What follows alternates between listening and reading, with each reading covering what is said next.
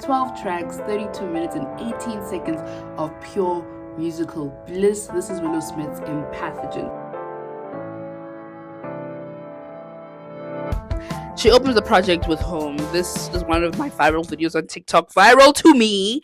Home in and of itself is an extremely powerful way to open an album. In the song, she is just singing the same lines over and over again in a very hymnal way. So when I first heard it, something about it for me just screamed church. I live my life in a river of grace. I trust this river to carry me home. There's something about that that is very poetic in a biblical way. The Bible itself is an extremely poetic book. So I went into this rabbit hole looking for what song is this originally. So Kate Munger writes this song in 2012. She is one of the founders of a choir called Threshold Choir. And what Threshold Choir do, their job around the world, they have many chapters all over the world, is to sing people shame. I was a bit harsh on TikTok, but really what they're doing is ushering people into the afterlife. They sit at the bedside of people who are dying and they sing hymns to them as they die, ushering their spirit into a different realm. The lyrics go, I live my life in a river of grace. I trust this river will carry me home. 2 sentences, and those are the same 2 sentences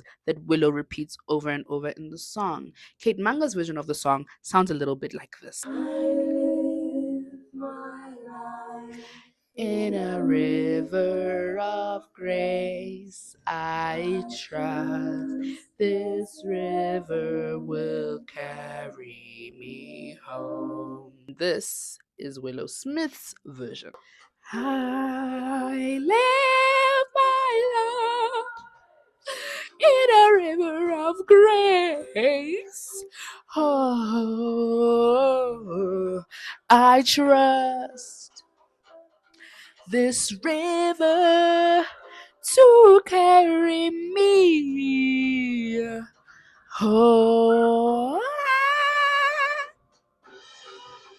The fact that those lyrics open this project and the fact that those lyrics come from a hymn that is written by people whose work is to usher people into the afterlife, I think speaks to the thematic duality that Willow explores in this project as a project that feels like an exploration of light versus dark, life versus death, letting go and wanting to be in control. That is the vibe that I get from Empathogen, and this song as the opener speaks to it perfectly. Then we have Ancient Girl follow Home. Home is like this gospel Christian hymn, and then Ancient Girl sounds literally like folklore of that ancient heart sacrament.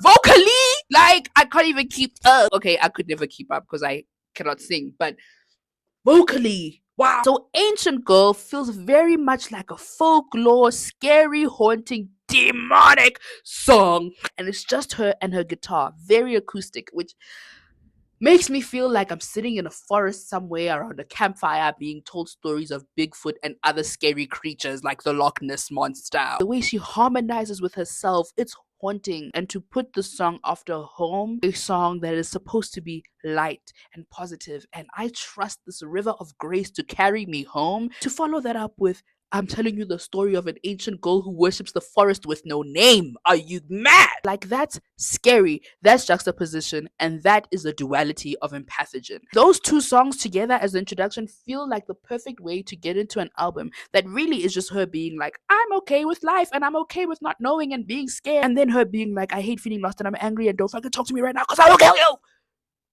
What? And if you've seen or know anything about Willow Smith, you know she's not new to this. She's true to this. She's woo woo chakrahan of the year. So I'm not surprised to see this like rich exploration of different schools of thought around spirituality and around existence and life. Pushing and feeling myself out of my disguise. Symptom of Life in this album is where she confirms all the philosophical things we've been thinking so far, right? So Home and Ancient Girl, you're like, oh, this is getting deep, it's getting philosophical, whatever. In Symptom of Life, she's like, absolutely yes. You're not reaching, you're right. It is very reminiscent of like angsty 90s piano rock music, but it's also very soulful. And her vocals, she starts doing okay. In this whole project, she's just showing off, to be honest. Like this whole project, she's just like, I can sing and I can sing all the notes, and this is me harmonizing with myself. And she eats. And she eats. This is a symptom of life. Therefore, life is an illness. How dark can you get? Like, are you okay?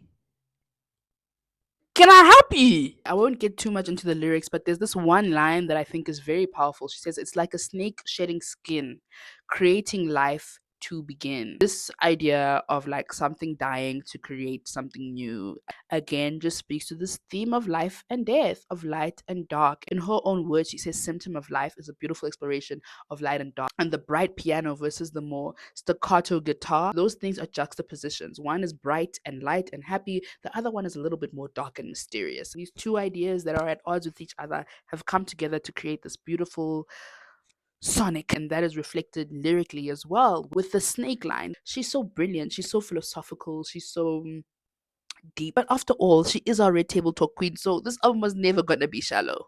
This album was always gonna be deep, babe. Then we get into The Fear Isn't Real and False Self. Both these songs feel very dark for me. Up until this point, I've been getting the vibe that we're oscillating between like light, dark, light, dark. Fear Isn't Real and False Self, we are, babe. We are in Willow's mind, and it is a dark, scary, but more importantly, scared place. The title alone of Fear Isn't Real, it sounds a little bit like an affirmation, like something you say to yourself over and over again when you are scared. And I think there's a real vulnerability to her in the song, both from a sonic point of view, like instrumentation wise, but more importantly voice wise. I think she does a lot of vocal runs in the song that are beautiful. It's very breathy, it's got lots of echoes. Wow, vocally, like her chords worked on The Fear Isn't Real. Don't really wanna. The chorus and the second verse for me are very important. Where in the chorus she's speaking about the silence and why she's scared of it, why she doesn't want to be in the silence, because being in the silence means she's alone with her thoughts and she can hear inside her mind. In the silence, I don't. In the silence, I don't. Okay, are you scared of going there? I think Fear Isn't Real and False Self leave you with more questions than answers, which I think is a beautiful thing when art does that. But yeah, in the second verse of Fear Isn't Real, this is what I really want to get into. I'm getting the sense that she's trapped. I literally listening to the song and I'm imagining Willow in her bedroom alone, nobody's watching, like all distractions are gone and she's scared. It makes me feel sad, honestly. The second verse specifically is where I think the sonics very, very hectically speak to the sadness and darkness from the lyrics. She opens verse 2 with, "Don't really want to feel the freedom," and she tells us why, because there's parts of her that she doesn't want to unlock. When she unlocks them, it's gonna feel a fire, whatever. Like, I don't want to feel the freedom because it's gonna take me there and I don't want to go there. Don't really want to feel the freedom, I can't see it. Wanna come out and feel the fire. I don't wonder why. But as the verse progresses, she kind of submits to the idea that she needs to feel the freedom, to the point where she can't even finish the sentence, "Don't really want to feel the freedom." She replaces the freedom with short, quick breaths, almost like she's being choked. Don't really wanna, but I think I need to feel the freedom. Don't really wanna, but I think I need to fall to pieces. Don't really wanna, but it's funny because I think I need it. And this is where I think the lyrics and the themes of the song come together with the vocals and the sonics of the song to paint this beautiful but sad and dark picture of a trapped Willow Smith. Don't really wanna,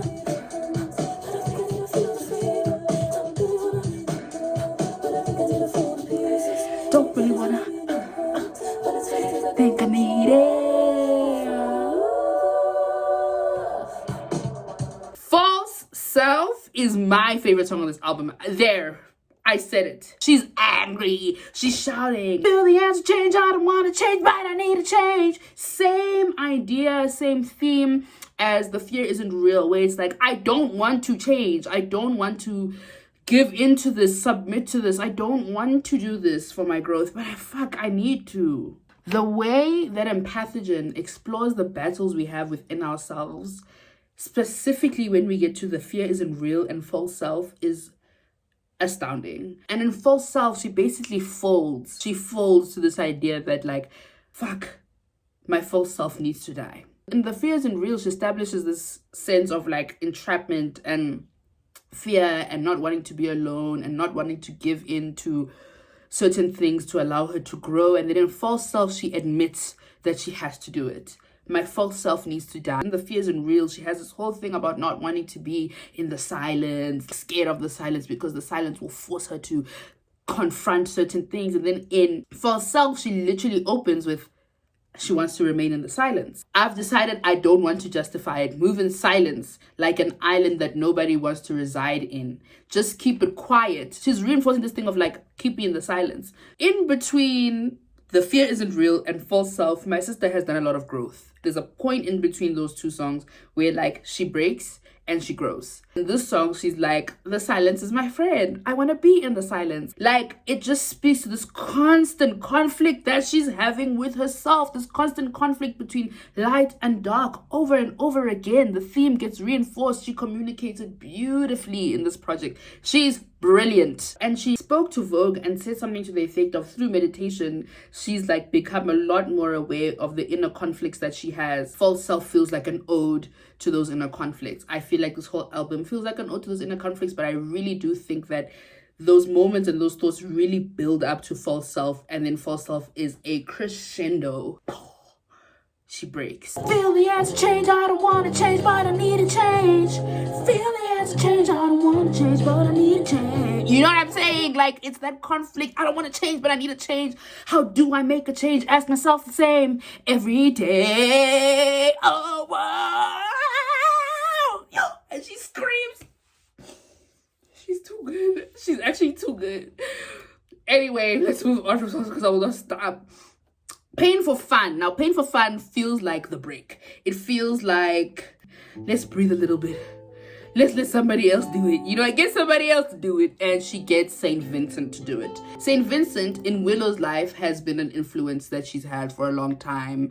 And from her interview with Zane Lowe, I'll see if I can find the clip. She talks about how happy, excited, honored she was to have St. Vincent like, on this project. When you're really watching someone who is a master. Yeah.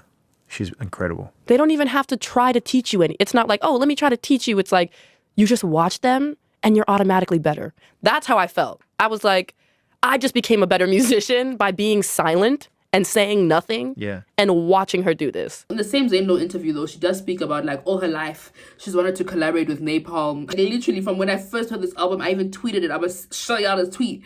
I'm hearing a lot of Hiatus Coyote in here. I'm hearing a lot of Solange in here. The fact that she said, yeah, Napalm, I would die to have a collab. And she felt the same way about St. Vincent. So this was like a bucket list feature that she had on this project. And St. Vincent was perfect. Her voice complemented Willow. They were perfect together. Pain for Fun really slows it down. We've gone from this like high point.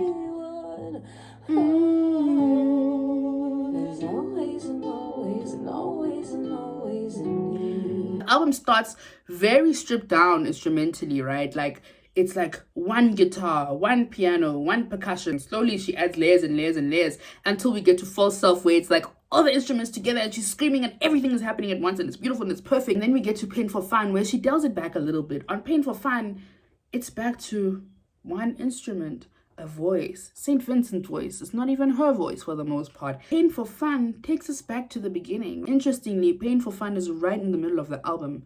That's track number 6. It's a 12-track album. After Pain for Fun, something changes in this project. I'm obsessed with this album. I do think the sequencing on Empathogen is literally so intelligent and layered and deep. She is a genius. No words, 1 and 2. This addition to the album feels literally there for narrative purposes only. Like, she's not saying any lyrics in those songs. It's literally called No Words 1 and 2. It's just instruments going. That is very personal of Willow to include that. Part of it sounds like a jam session.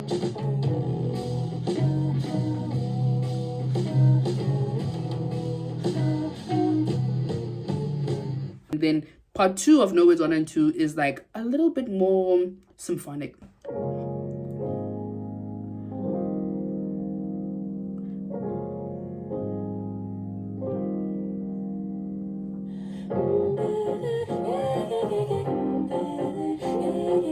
It feels like like it's just like one big practice session where the beginning is like all these instruments kind of coming together. Some of the instruments sound off. In the context of Willow and her journey with music, I think it was very poetic and intentional of her to have included that in this project. She speaks so much in interviews about how she taught herself how to play the piano, the guitar, and she practices every day for hours, especially when she first started teaching herself.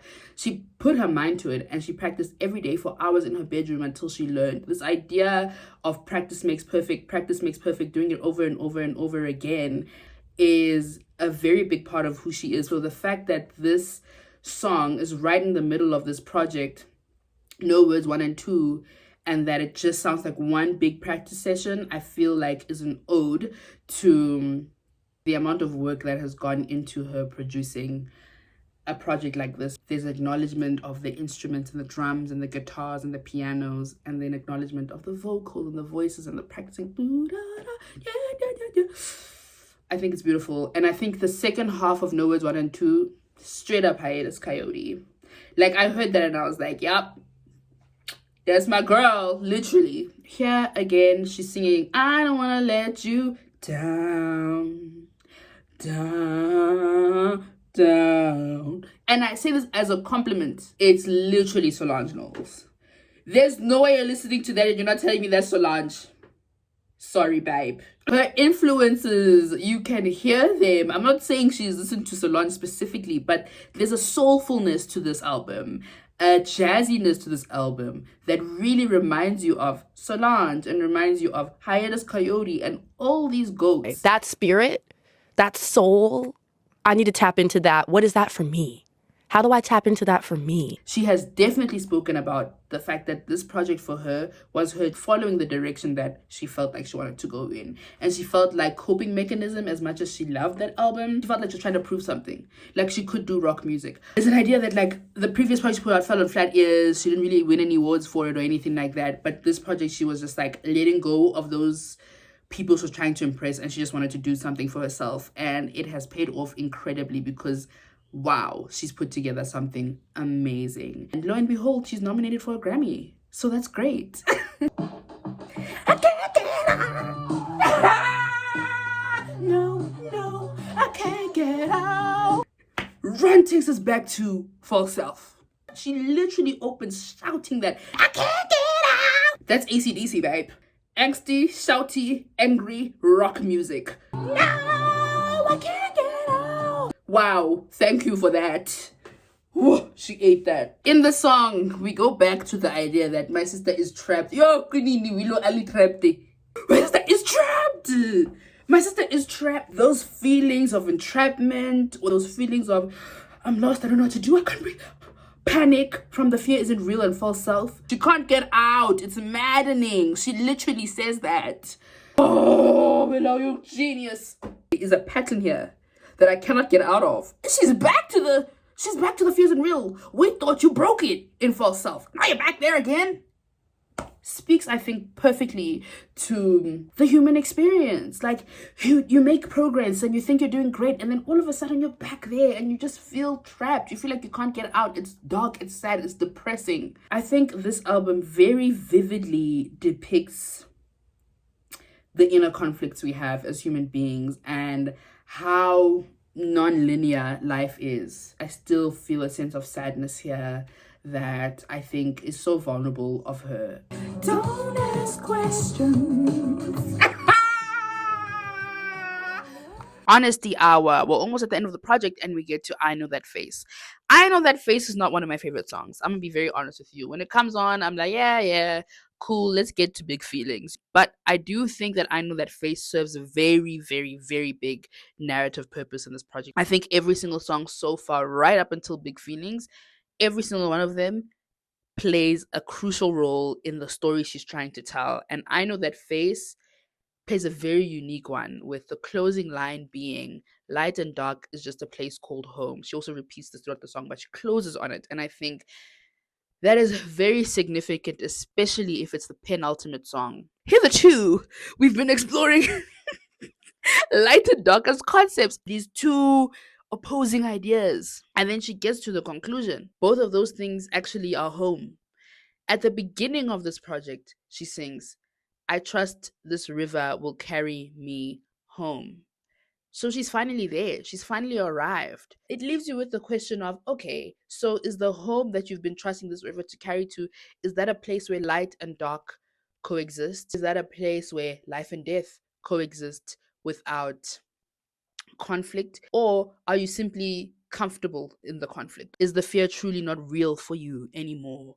It leaves you with all these questions. For that reason, I know that Face is crucial to this body of work, even though sonically it's not my favorite. This is the banger she closes on. I have such big feelings. While Big Feelings doesn't feel like the answer to all these questions she's been asking, and certainly not the answer to the last question she just asked us in I Know That Face, it does feel like she's at peace with not knowing. She's at peace with not having these answers. Acceptance is the key. Acceptance is what I need. Acceptance is the key. Acceptance is what I need. Acceptance give me wings. Acceptance. She speaks to accepting the state of things, accepting the fact that she has big feelings that she can't shut down, big feelings that she can't let out. It just feels like the perfect conclusion to this album of her going back and forth between trying to control these feelings and let them out, and the chaos and the peace. It feels like she's extremely self-aware on Big Feelings, and I think that self-awareness is one that wasn't present when we were sitting with her back at The Fear Isn't Real. She seems so self assured on Big Feelings and very unapologetic, and she doesn't, most importantly, she doesn't seem scared. And I got the sense of fear in the other songs from her. But on Big Feelings, I feel like she's moved past the fear and she's at the place of acceptance. Um, and I think it is a very fitting way to close this project. Everything, all of my devices are dying, so I'm going to try to wrap this up quickly. Ultimately, it's been a very, very long time since I listened to a project and been like, from start to finish, the sequencing on here, the narrative progression on here is perfect. Every song is perfect. There is not a beat that is out of place. There's not a breath that is out of place. There's not a break or vocal or lyric that is out of place. The way the songs follow each other, the way the songs fall into each other sometimes is perfect. This is high level storytelling, this is world building, this is brilliant, and a very big shout out goes to Willow Smith. It's phenomenal and it deserves 10 stars. It deserves the Grammy nom and then some. Yeah, sure, you can like and subscribe, but more than anything, leave a comment. I believe in those things. Thanks, guys.